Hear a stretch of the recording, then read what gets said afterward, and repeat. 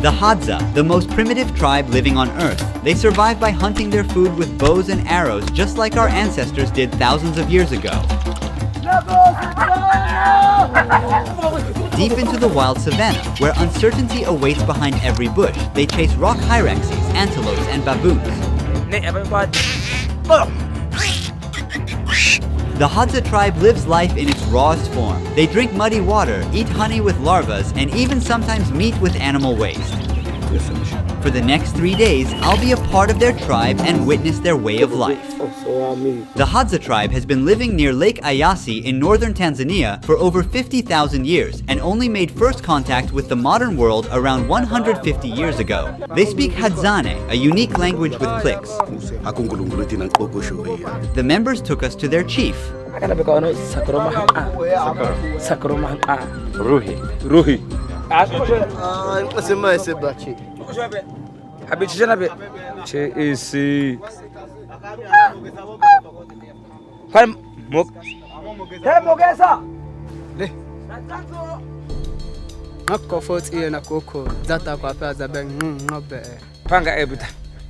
Hunting skills are evident in the leather and furs they wear. What is this on your head? Baboon.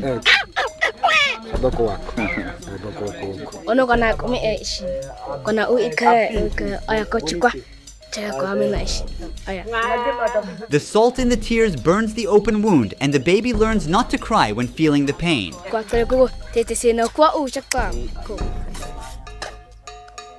Here, a young group of people are crafting and repairing their gears for the next hunt. It's a skill passed down through generations.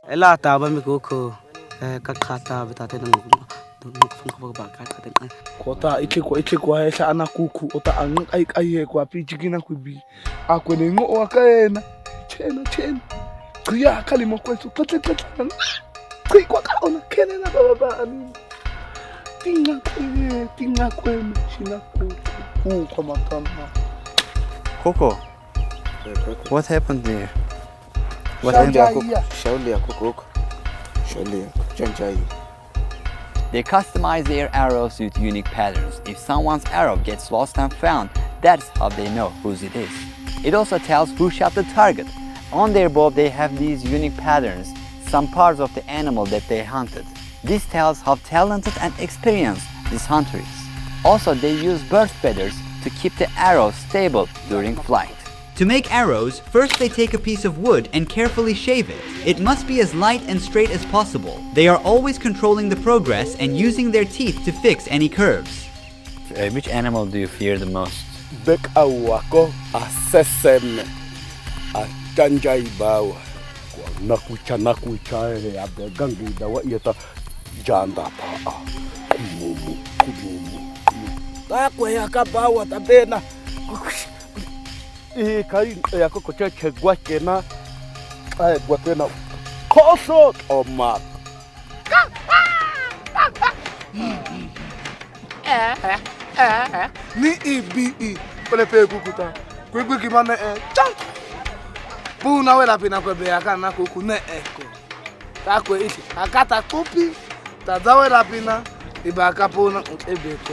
We've gathered before the break of dawn. Sakura is yelling to wake up the other hunters.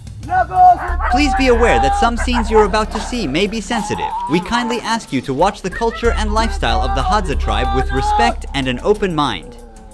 Our journey into the wild begins once everybody is ready. They split into different groups so that they'll have better chances on hunting. The tribe is getting ready. Let's see what will happen. Once the daylight breaks, we're going into the wilds, with Socorro leading the way. We've got around 10 hunting dogs with us, on the alert.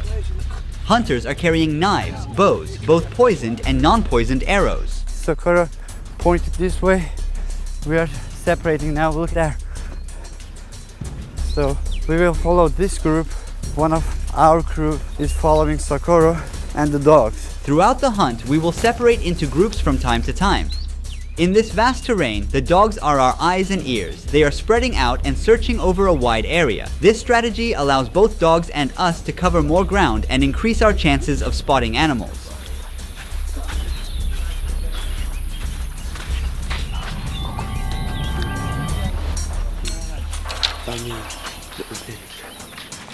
Ya de tana de gili bawa teko pakacho hazako bawa kate pet ushubi bawa bogo logia hama be ena. This is how they drink water. They use this muddy palm.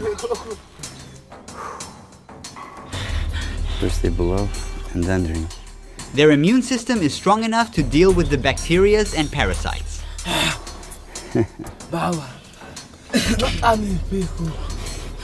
They don't care whether it's clean or not. The dog's starting to run. There's something there. Run. He's gonna put the long stick inside that hole. He's trying to move the animal to come out. The previous stick wasn't long enough. Now he's making a longer one. Dog is trying to dig a bigger hole to make it easier to grab the animal. Watch over.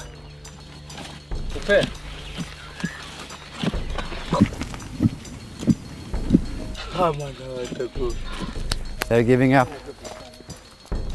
Time is precious, so it's time to move on. The Hadza are nomadic people and they don't store food or engage in farming. They completely rely on hunting and gathering.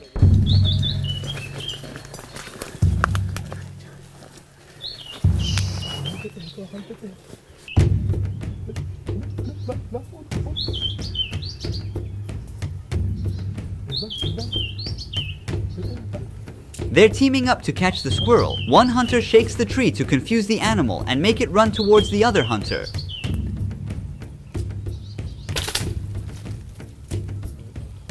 They got it.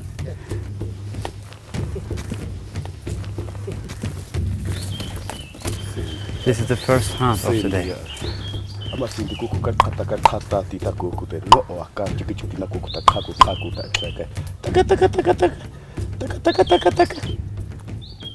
He put it inside his belt. He's looking for his arrow now. Each arrow is so valuable for them. It takes a lot of time to craft one. The dogs are leading Sakuro to the spot.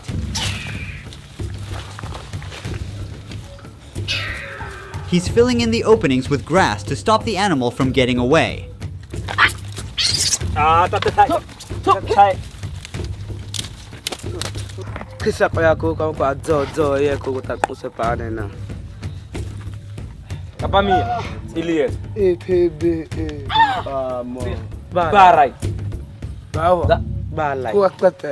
We're changing our route because we cannot pass the river ahead.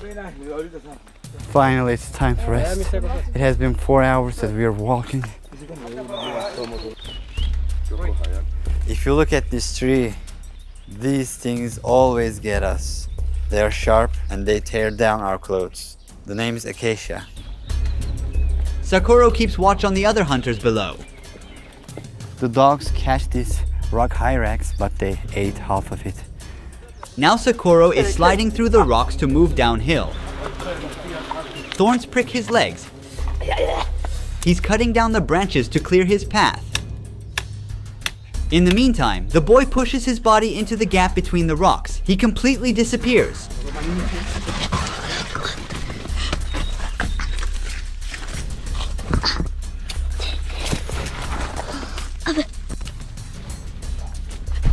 The boy who went in this rock has been circling the entire area from one side to the other.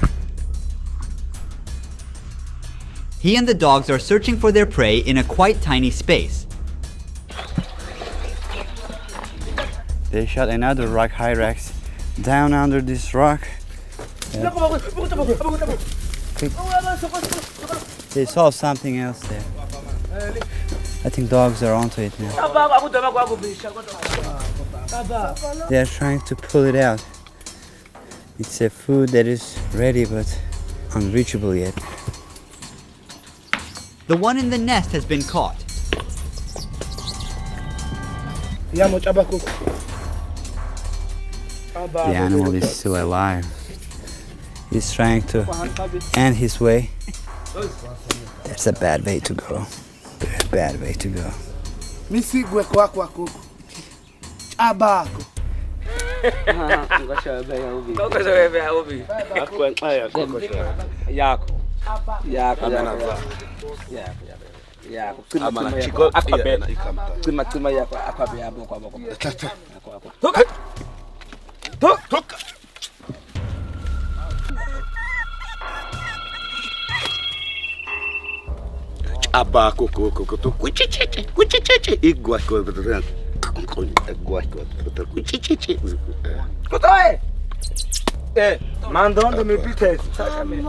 This is the third rock hyrax.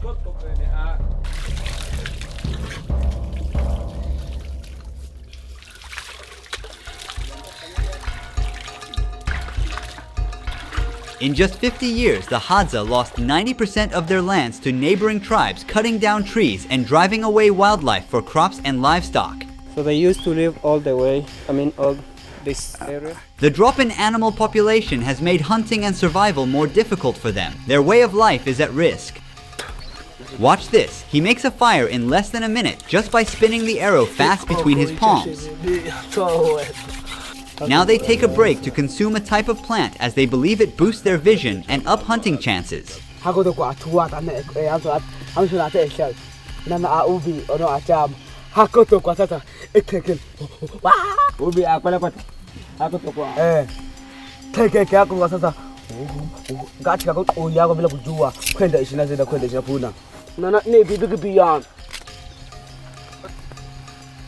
Even walking in this terrain is a challenge. I got stuck again. Move it anti-clockwise. Put it on the other side. This way. This way? The other way? Up. The boy is looking for a mongoose. He's checking every gap he can reach.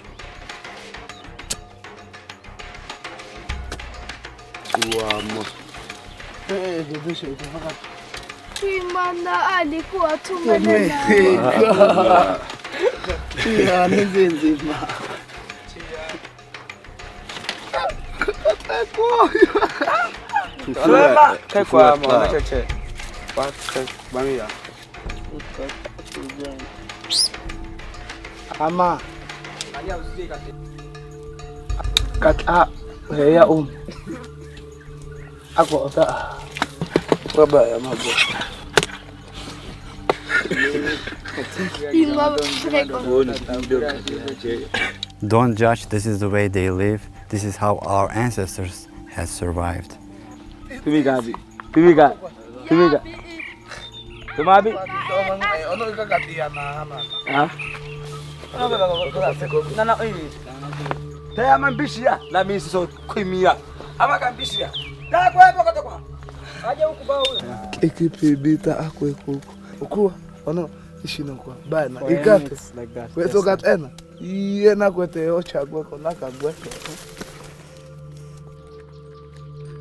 It was a very tiring hunt. Very tiring. We walked 36,000 steps in just 7 hours while tracing animals in the mountains. He says for the baboons, they prefer the bottom meat. And which part?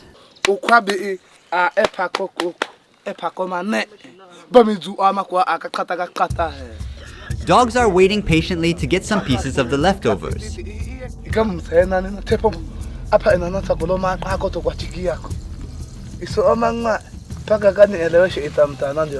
They start eating the hunted animal from the nails. They don't waste any part of it. They consume the meat along with soft bones. You can hear the pops and cracks with each bite they take.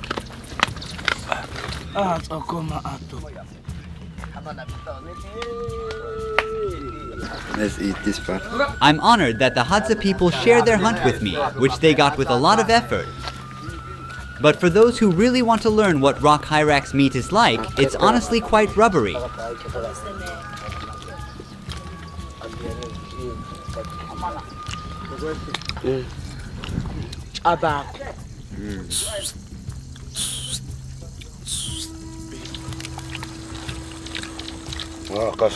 They spend their free time making new arrows to replace the ones they have lost during the hunt.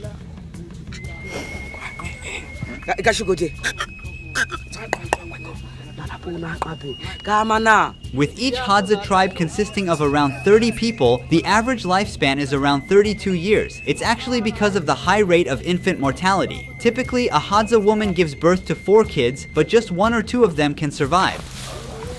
Honey is their liquid gold, packed with energy and vital nutrients to keep them going strong in the wild. It is the most consumed food in the tribe. We are near a baobab tree. You see a hole inside the tree up there. That's where the honey is. They're going to cut a piece of wood to attach it. They use it as a ladder to climb up.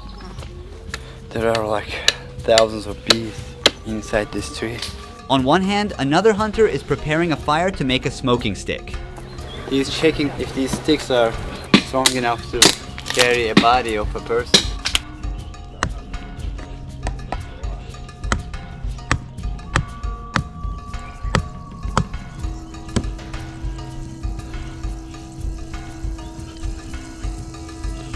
Now he puts the smoking stick into the hive to calm the bees for a short time. This loud buzzing is coming from thousands of bees. He still gets stung numerous times, but bears the pain to get to the honey. He must hurry because the bees will get out of the hive and we don't want to be chased by them.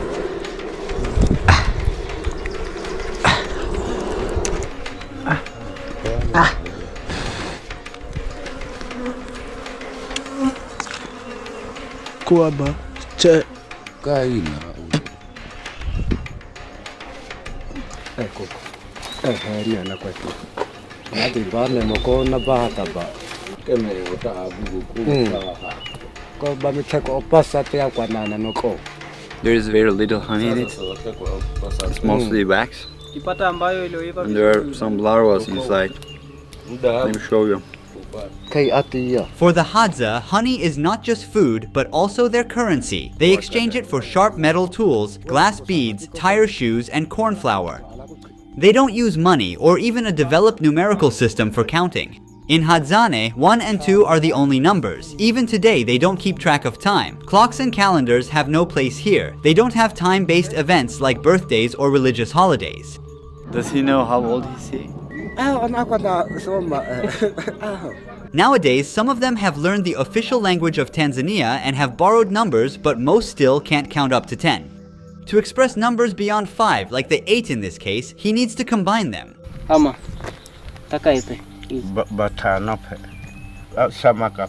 If I asked him 70, what would he say? They use general terms to express larger quantities as they are too abstract for them. Do they always have that baboon hunting in their mind?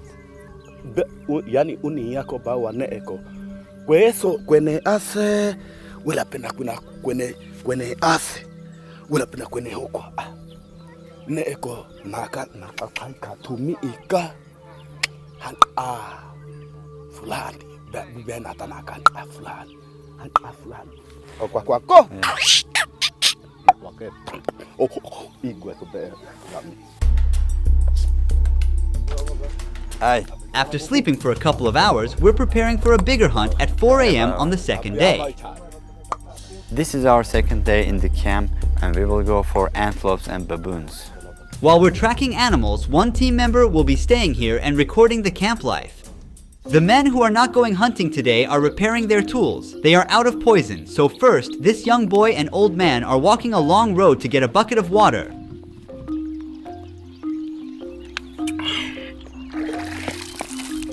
Busy with their daily tasks, they still keep an eye out, taking advantage of any opportunity to hunt down something for today's meal. After several unsuccessful attempts, he finds a large snail on the way back to camp.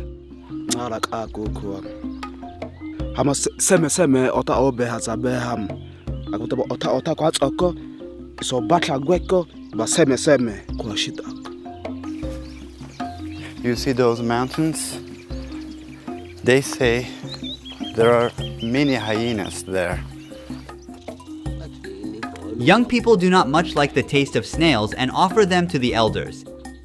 In the past, when a tribe member grew old, the young ones would hunt a large animal for them, offering its meat as a final feast before abandoning the elders to starve to the end. Nowadays, they take care of old members and share their hunts. This bough belongs to the desert rose tree, which possesses the game-changing ingredient for Hadza hunters in battling big catches. They begin by cutting the bough into small pieces, placing them all into a pan. Cold water is poured over the pieces and let the mixture boil. He dumps leaves to skim off any foam from the surface. After removing the pieces, they let the mixture simmer down until it thickens.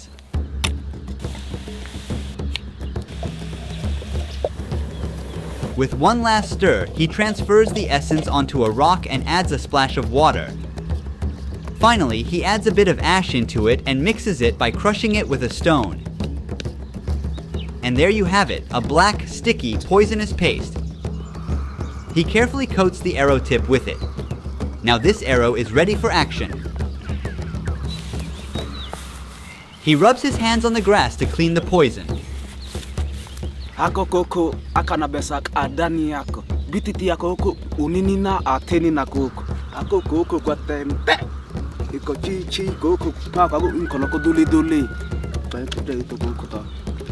Ewe koko ta. Tu. Pakate. Bopoko komatiko. Angana atokwana koko. Akoro otona. Ako koko.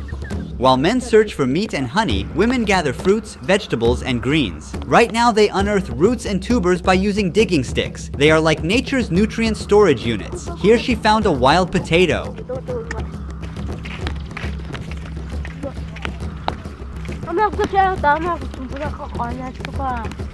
Living almost in isolation, Hadza women are not comfortable with being filmed by strangers.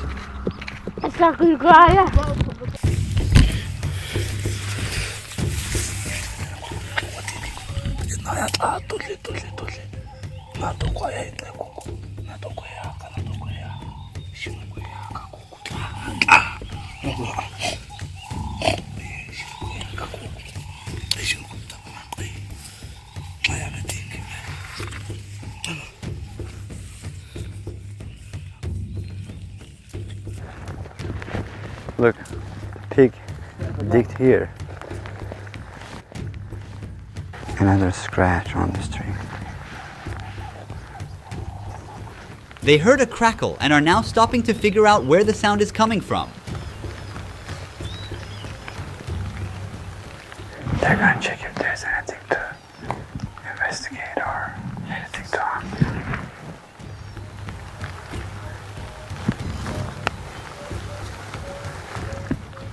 Nothing. Because of the rain, animals hide in their tunnels or shelters. Do you see the nest of a very small animal called bush baby? They are throwing rocks towards the tree to move the animal from where it hides. It's time to run.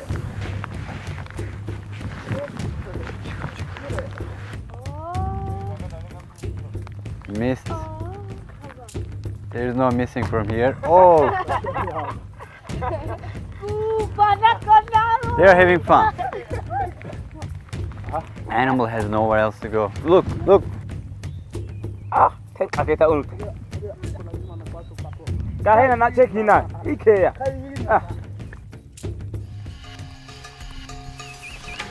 another one.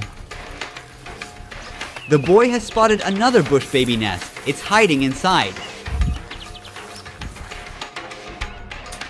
After the second attempt, it becomes unable to move. He's now clearing a path for himself to climb the tree. The boy has started to climb up to the bush baby's nest. He's getting closer and got it, right by the tail. The bush baby's eyes are full of worry and it's tightly holding on its nest, trying to protect itself. But no chance left for the little one. He's still alive. To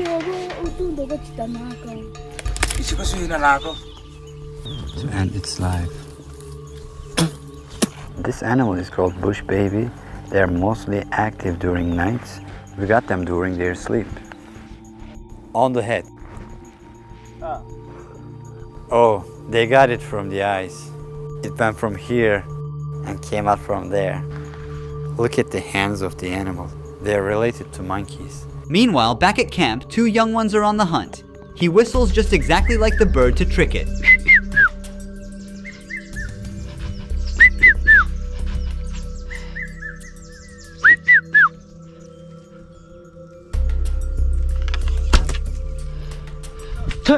So near, yet so far, he missed it.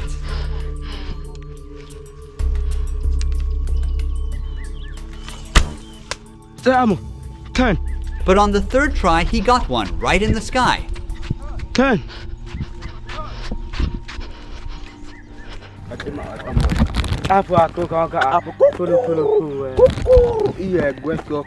What happened to this dog? He's got a lot of scratches.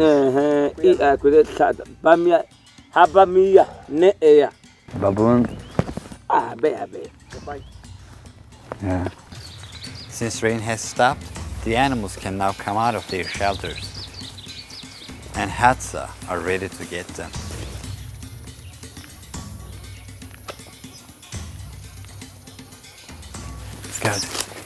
He's got a very beautiful bird.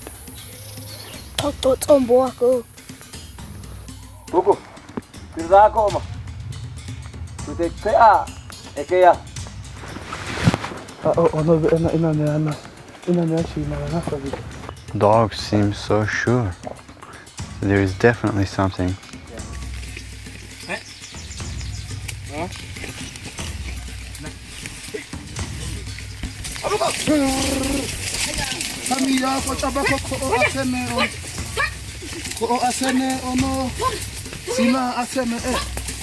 Although they are often loyal, the dogs sometimes act faster than the Hadzabe hunters and take the hunt for themselves. He's trying to catch the bird with his hand. Sakuro and the other hunters are exhausted now. Taking a break from the hunt, we're heading back to camp. When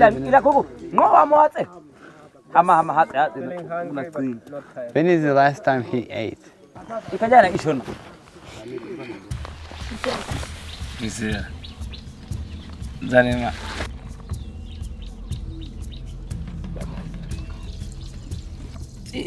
Ilikuwa kalimu aso hamanaka kalimu kwati yami ukuwa ama isho kote chipana ne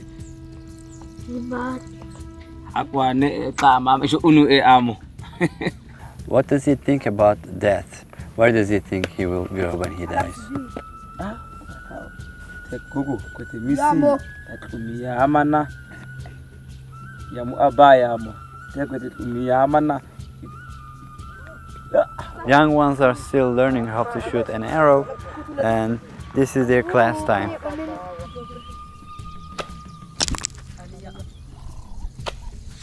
Ooh. Ooh. Nice. What are their dreams for future?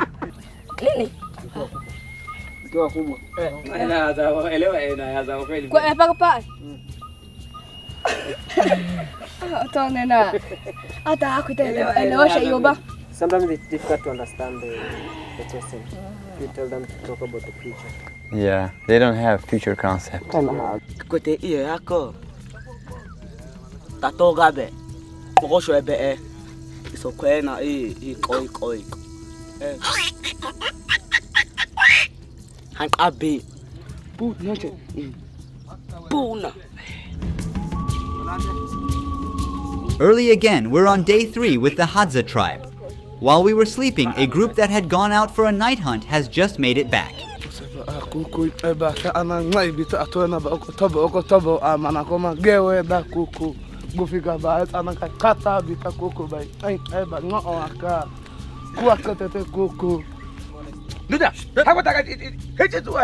They got an antelope. It's called dik-dik. While we are getting closer to the baboons, those who stayed at the camp have started to build a hut. Right now, 2 men are heading into the bush to collect suitable branches and leaves.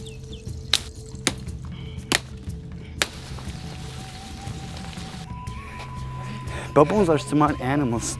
They keep moving around when they sense something. They don't like human contact. You have to keep up, come on.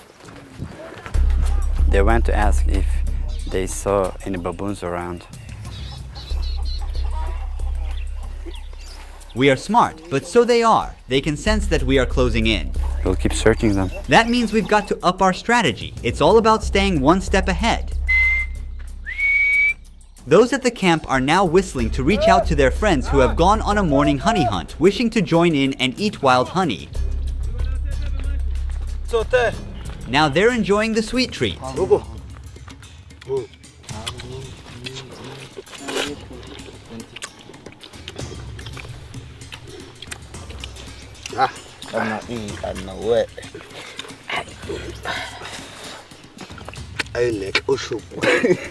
Hello.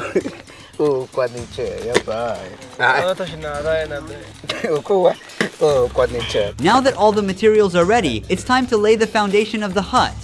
They start by bending and weaving the branches to create bars. To make it durable, they wrap additional branches around it. This cage-like structure forms the main part. Then they surround the base with wild aloe vera plants and cover the top with leaves and grass.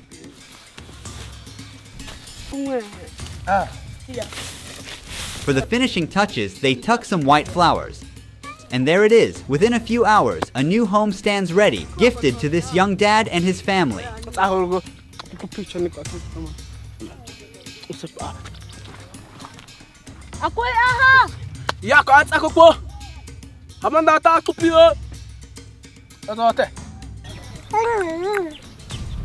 Baboons get up those baobab trees, so they are checking each and every tree. But our main objective is to get to those rocks. They say that baboons are living there. As we are walking along the path, we spot a group of rock hyraxes hiding into the rocks below. They got all the 5 rock hyraxes. Now it's time to move on for baboons. They are hungrily eating the stomach, filled with an almost fecal-like mixture of half-digested food and stomach acids. Sakura says they checked all the areas and couldn't find any baboons, but we will try our luck during night. Baboons can learn from past experiences, avoiding places where they have faced threats. It seems they are abandoned here. The Hadza are adapting their strategy. They will chase baboons in another part of the region tonight. Both predators and prey are constantly learning and adjusting. It's like hide and seek, but in a wild setup. Now we are on baboon hunting. It's getting darker. Some of the tribe members detected where they are living. They are on a tree. We will be extra silent. Baboons are not nocturnal animals. They're active during the morning, and at night, they sleep in trees where they are protected from predators, mostly leopards, hyenas, and humans. We will increase the ISO of the camera and we will be able to see with noise. I can't see an inch in front of me. We gotta stick close to the hunters. Don't want to accidentally be shot by a poisonous arrow. We are heading deeper into baboon habitat. I feel like we disturbed the forest.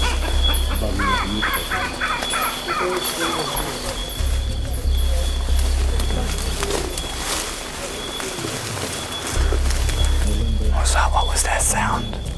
It's a kind of bush baby, but a big one. Bigger one.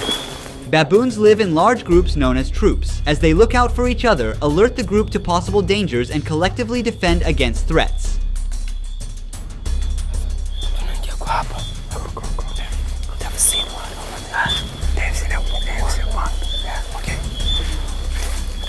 They say they've seen one there.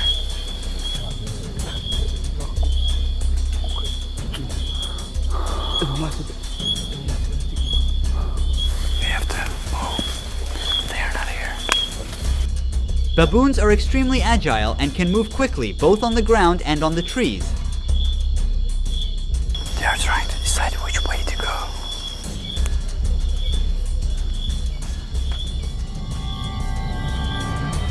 Be careful, it's slippery. We're walking along the edge of the stream, and there's a steep slope down below. It's so narrow, even for just one person to pass through.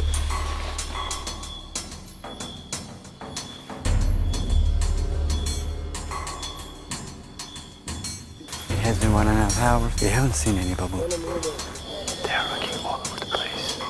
Our last night's shoot doesn't offer a capture of a successful hunt. After 3 days of hard tracking and chasing, the Hadzabe hunters returned home empty-handed, without a baboon for their family. However, during the editing process, we figured out a single frame reveals that a baboon was fleeing by jumping from branch to branch when the lights went out.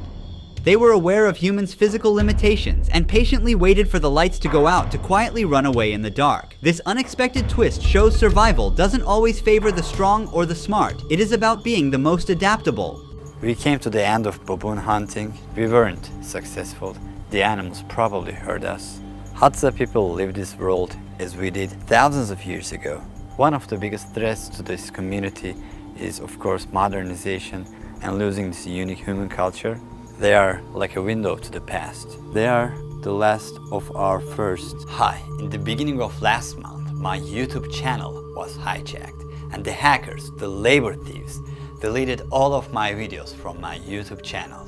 12 years of my work was gone. This sudden act caused my monthly earnings to drop to zero in just one click. We have eventually saved all the videos from our backup files. However, the algorithm no longer favors our recovered videos. As a result, the number of views we get from these videos has significantly decreased, causing us to lose our passive income. Because of this, our expected financial loss for the entirety of this year is at least $75,000, and we can't afford to fall that far behind. We strive to increase our documentary's quality in each video we make and try to broadcast in 14 different languages.